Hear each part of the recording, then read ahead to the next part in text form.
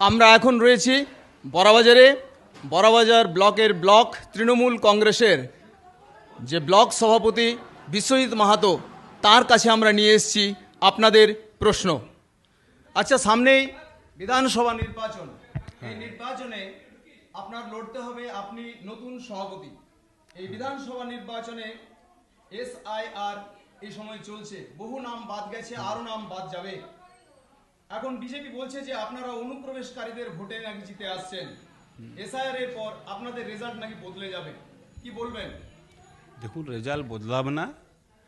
আর এখানে যা SIR যা চলছে তাতে সবারই, আমাদের যারা এখানে সুনাগরিক রয়েছেন তাদের সবারই যথেষ্ট ডকুমেন্ট রয়েছে আর কি।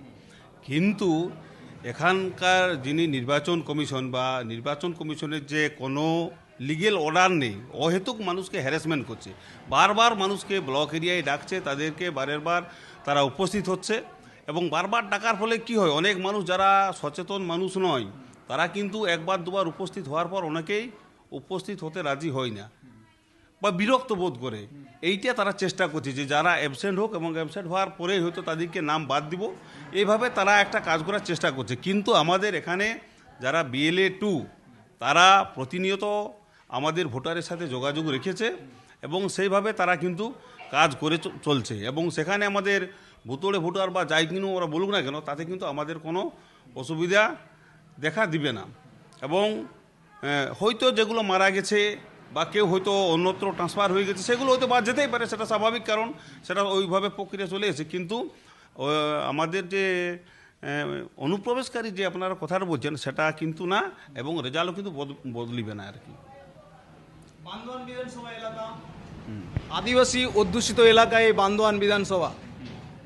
এখন আদিবাসীদের থেকে আপনারা অনেকটা দূরে সরে গেছেন, তাদের খুব কাছের মানুষ, তাদের আঙিনার মানুষ আপনারা হতে পারেননি।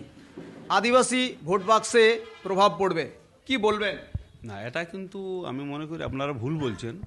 আমরা ওনার থেকে যে কাছে নেই, এটা আপনারা কে বলল? এখন বিষয়টা হচ্ছে আমরা তো ওনাদের সাথেই আছি এবং আমরা ওনাদের সাথে থেকে সব কিছু কাজ করে যাচ্ছি।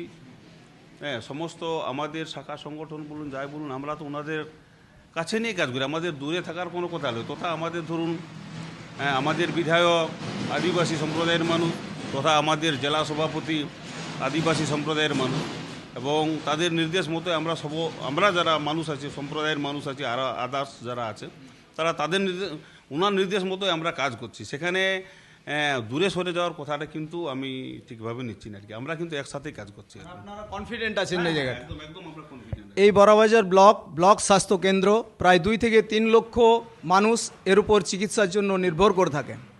বড়বাজার ব্লক স্বাস্থ্য কেন্দ্রে আপনার দলের, আপনার MLA, আপনার নেতৃবর্গ সেখানে অনীহা প্রকাশ করছেন, সেখানে যাচ্ছেন না, সেখানে একটা খামতি রয়ে গেছে। এলাকার মানুষ তারা আশা করেন যে আরও বেশি চিকিৎসা পরিষেবা যেন পাওয়া যায়।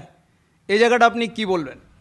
দেখুন, হ্যাঁ, মানুষ তো একটা জিনিস চাইতেই পারে যে আমরা ব্লক এলাকায় আরও ভালো চিকিৎসা পেতে পারি। এটা কিন্তু সবারই একটা আশা, সেটা সবাই আমরা চাই, আমিও চাই। কিন্তু আপনারা সকলেই জানেন আমাদের যেমন সিন্দ্রি PSC বন্ধ ছিল, সেটাকেও আমরা তাদের দ্বারা এবং জেলা পরিষদের দ্বারা সেখানে নতুন করে আমরা স্বাস্থ্য PSC হসপিটাল চালু করেছি এবং সেখানে আজকেও সুন্দরভাবে ইনডোর পরিষেবা চলছে আর কি।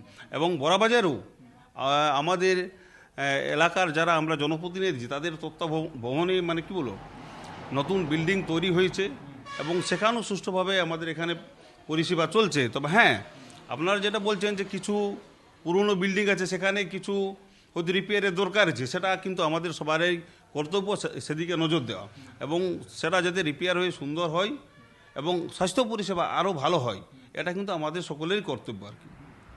আপনার দলের বিরুদ্ধে নানা দুর্নীতির কথা উঠেছে এবং সেক্ষেত্রে আপনার সরকার নানান প্রকল্প থাকলেও এই দুর্নীতির কারণে হয়তো তারা মানসিকভাবে অনেকটা পিছিয়ে আছে, যার জন্য গ্রামে গ্রামে আপনার প্রকল্প প্রচারের ক্ষেত্রে খামতি দেখা যাচ্ছে। এই জায়গাতে আপনার ভোট বাক্সে প্রভাব পড়তে পারে, কি বলবেন? দেখুন, যে ভাষাটা আপনারা বলছেন সেটা মনে করি আপনাদেরকে ব্যাক করা দরকার। কারণ আমি একটা কথা বলি, 157টা বুথ আছে বড়বাজার ব্লক এলাকায়, তার মধ্যে 100-র বেশি সেখানে তৃণমূল কংগ্রেস জয়ী হয়েছে। হয়তো 57টা বুথে বিভিন্ন রাজনৈতিক দল হয়তো তারা জিতিয়েছে। আপনারা একটা সংসদ চয়েস করুন যেখানে দুর্নীতির কথা বলছেন, সেখানে আমি আপনাদেরকে বলে দিচ্ছি, হয়তো যেখানে আমরা জিতেছি, আমি ভাবছি যে আমরা সেখানে 55% ভোটার আছি, হয়তো যারা হেরেছে তারা 45% আছে। আপনারা যে কোনো একটা বুথকে যান, যেগুলো সরকারি পরিষেবা, অনেকেই কৃষক বন্ধু পায়, প্রত্যেকটা পরিবার চাল পায়, প্রত্যেকটা পরিবার আমাদের লক্ষ্মীর ভাণ্ডার পায়, আমাদের অনেকে যারা 18 বছর পূর্ণ হচ্ছে তারা আমাদের কন্যাশ্রী পাচ্ছে, যারা আমাদের বিবাহ দিচ্ছে তারা তখন 25,000 টাকা পাচ্ছে। আপনি একটি নাম খুঁজে নিয়ে আসুন যে কারো কাছ থেকে কেউ 5 টাকা পয়সা নিয়েছে, বা যে রেশনের চাল পাচ্ছে তার কাছ থেকে কি কোনো আমাদের রাজনৈতিক দলের নেতারা 250 গ্রাম চাল কেড়ে নিয়েছে। এরকম আপনারা একটা নাম কিন্তু তুলে নিয়ে আসুন, তাহলে আমরা বলবো যে দুর্নীতির সাথে জড়িত আছে।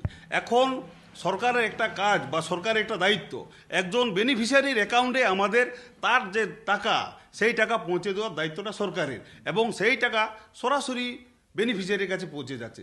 সেখানে দুর্নীতির কোনো গল্প নেই। মানুষ হয়তো বলতে পারে, কিন্তু আজকে তারা প্রমাণ করুক যে যে কোনো সুযোগ সুবিধা মানুষ পাচ্ছে, তার থেকে কেউ কি হয়তো যিনি চাল পাচ্ছেন তার থেকে কি কোনো তৃণমূলের নেতা 1 কেজি চাল কেড়ে নিচ্ছে, বা কেউ কৃষক বন্ধু পাচ্ছে তার কাছ থেকে কেউ 200 টাকা নিচ্ছে, বা যারা আরও রূপশ্রী কন্যাশ্রী যা সরকারি পরিষেবা সেখান থেকে কি কেউ 200 টাকা 500 টাকা কেড়ে নিচ্ছে। এরকম আপনারা নাম একটাও খুঁজে বার করুন, তবে আপনারা বলবেন যে দুর্নীতির সাথে জড়িত আছেন। হয়তো আপনারা বলতে পারেন, কিন্তু সেটা আপনাদের কোনো প্রমাণ নেই, বা আপনারা খুঁজে পাবেন, আপনারা খুঁজে নিয়ে আসুন সেই এলাকা থেকে। আমি তো বলছি সামনে ইলেকশন, আপনাদের মূল টার্গেট মহিলারা, লক্ষ্মী ভাণ্ডার নিয়ে খুব মাতামাতি করছেন বলে বলছে বিজেপি। বেকার যুবক যুবতীদের ক্ষেত্রে সেখানে তারা কিন্তু হতাশা রাজ্য সরকারের কাছে। তাহলে সেই জায়গাটা, বেকার যুবক যুবতী, এই জায়গাটাকে কিভাবে আপনারা সমাধান করবেন বা কিভাবে নিয়ে যাবেন ভোটে সামনে, যাতে বেকার যুবক যুবতীদের আপনারা হেল্প পান? দেখুন, মহিলারা তো আমাদের সবসময় আমাদের পাশে আছে, এবং আপনি প্রত্যেকটা জায়গাতে দেখুন, এবং আমাদের যে সরকার, আমরা গর্ব করে বলছি যে আমরা আমাদের সরকার আজকে আমরা লক্ষ্মীর ভাণ্ডার দিচ্ছি। আরও যারা একজন বিধবা মহিলা তিনি বিধবা ভাতাও পাচ্ছে এবং লক্ষ্মীর ভাণ্ডারও পাচ্ছে, সেটা আপনি অন্য রাজ্যে দেখতে পাবেন না, যেটা আমাদের পশ্চিমবাংলাতে আপনি দেখতে পাচ্ছেন। এবং আমাদের যেখানে 18 বছর যাদের পূর্ণ হয়েছে তারা আমাদের কি বলবো, তারা আমাদের কন্যাশ্রী পাচ্ছে, এবং বিয়ে হওয়ার সময় তারা আবার রূপশ্রীর আরও 25,000 টাকা পাচ্ছে। সেখানে আমাদের পিছু ওঠার কিছু নেই। আপনি যেমন বেকার যুবক যুবতীদের কথা যেভাবে বলছেন, হয়তো আপনারা সবাই জানেন যারা আজ থেকে 8 বছর 10 বছর চাকরি করছে তাদের চাকরি কারা খুইয়েছে বা কী কারণে ইয়ে করেছে সেটা আজকে মানে প্রকাশ পেয়ে গেছে। হ্যাঁ, কিন্তু আমাদের সরকার তাদের পাশে আছে, তারা তাদের পরিবারকে কীভাবে বাঁচানো যায় সেটা কিন্তু আমাদের সরকার ভাবছে আর কি। কিন্তু আজকে প্রমাণ হয়ে গেছে, সেই যারাই আন্দোলন করেছিল না কেন তারা কিন্তু আজ আমাদের সরকারের পাশেই আছে, এবং আমাদের সরকার তাদের নিয়ে বা তাদের পরিবারকে নিয়ে ভাবনা চিন্তা করছে আর কি। জেলা স্তরে দেখা যাচ্ছে তৃণমূলের একটা রিসেন্টলি ঘটনা ঘটেছে। তা আপনি নতুন সভাপতি, গোষ্ঠীকন্দল গোষ্ঠীদ্বন্দ্ব ফেলবে, কিভাবে এই জায়গাটা আপনি দেখছেন নতুন সভাপতি? দেখুন, কিন্তু গোষ্ঠীদ্বন্দ্ব বলে আমাদের কিছু নেই। আমরা সবাই আছে, সবাইকে নিয়েই কিন্তু পথ চলার একটা ভাবনা চিন্তা আমার রয়েছে, এবং সবাইকে নিয়ে হাঁটার একটা আমার চিন্তা ভাবনা আছে। হয়তো আমাদের মধ্যে যে কোনো গোষ্ঠীকন্দল, সেই গোষ্ঠীকন্দল কিন্তু আমাদের মধ্যে নেই আর কি।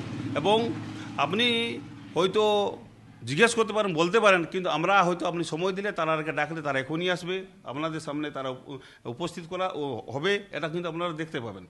হ্যাঁ, কিন্তু হয়তো আজকে বলা নেই, ওরা সবাই হয়তো উপস্থিত হবে আর কি। আমাদের মধ্যে সেই বার্তাটা নেই যে আমাদের গোষ্ঠীকন্দল আছে কি। সেই 26 নির্বাচন, তাতেও আমরা বিধানসভা এলাকা একদিকে যেমন মাহাতো সম্প্রদায়ের প্রচুর ভোটার রয়েছে, অজিত মাহাতো একটা নাম, ফ্যাক্টর হতে পারে, আপনাদের কিছু ভোট এখানে কাটা যেতে পারে, কিভাবে সামাল দেবে? এখানে যেমন পঞ্চায়েত ভোটে একটা আমাদের ওই কুর্মী সম্প্রদায় বা এইসব নিয়ে যেমন একটা ইস্যু হয়েছিল, এটা কিন্তু আমাদের বিধানসভা নির্বাচন, সেক্ষেত্রে সেটার কোনো আমাদের এলাকায় প্রভাব পড়বে না। এবং আগামীকাল আপনারা হয়তো সংবাদ মাধ্যমে দেখেছেন, আগামীকাল কুর্মী সম্প্রদায়ের মানুষই কালকে আবার জেলা স্তরে একটা মিটিং করেছে এবং তাদের কমিটি তৈরি হয়েছে এবং তারা সরকারের পাশে থাকার কিন্তু বার্তা দিয়েছে, সেটা সংবাদ মাধ্যমে প্রকাশিত হয়েছে। এবং তারা তাদের বক্তব্য যে আমরা সরকারের পাশে আমাদেরকে থাকতে হবে, সরকারের পাশে না থেকে কোনো দাবি আমরা হয়তো যে দাবিটা আমরা করব সেটা হয়তো সরকার পাশে না থাকলে সেই দাবিটা আমাদের আদায় হবে না, সেই বক্তব্য কিন্তু তারা রেখেছে আর কি। এটা কিন্তু আমরা দেখিয়েছি আর কি। এই যে বিধানসভা নির্বাচন, সেখানে আমাদের সেরকম কোনো প্রভাব পড়বে না, আমরা বিধানসভায় এগিয়ে থাকবো আর কি। বর্তমানে রাজ্যের নেত্রী মমতা ব্যানার্জির যা নতুন যা দেখা যাচ্ছে তার সিস্টেম, সেখানে তিনি বেশিরভাগ কাজটাই পার্টি অফিসের থ্রু দিয়ে না করে সরাসরি অ্যাডমিনিস্ট্রেশনের থ্রু দিয়ে করছেন। আর আগের মতো বাম জমানায় যেরকম পার্টি অফিসের মাধ্যমে গিয়ে তারপর একটি প্রকল্পের সুবিধা উপভোক্তারা পেতেন, এখন কিন্তু আপনার নেত্রী মমতা ব্যানার্জি সেই জায়গাটা থ্রু অ্যাডমিনিস্ট্রেটিভ অফিসার্স করেছেন। সেখানে আপনার পার্টি অফিস ফাঁকা যাচ্ছে। আপনার কর্মীরা গ্রামে গিয়ে প্রচারে সেখানে কি বলবে? কেননা তাদের সমস্ত উপভোক্তার যে সুবিধে তা পেয়ে যায় অ্যাডমিনিস্ট্রেশনের মাধ্যমে। কি বলবেন? দেখুন, সরকারি পরিষেবা যদি পেতে হয় তাহলে তো সেটা সেখানকে যেতে হবে।